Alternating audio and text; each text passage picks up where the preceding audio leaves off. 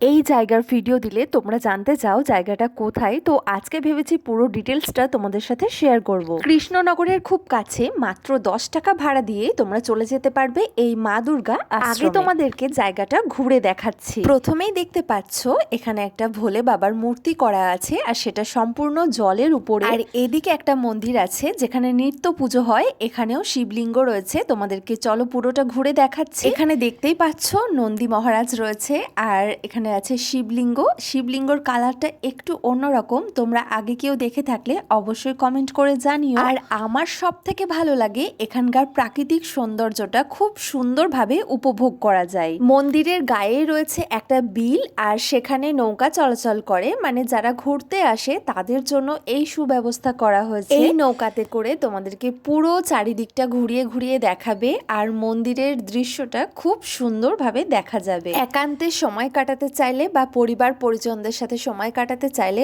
অবশ্যই এই জায়গায় তোমরা একবার যেও। এই নৌকা ভ্রমণ করতে তো আমার ভীষণই ভালো লাগে। এই জায়গাটার নাম হচ্ছে চৌগাছা মা দুর্গা আশ্রম। তোমরা সকলে একবার ভিজিট করো।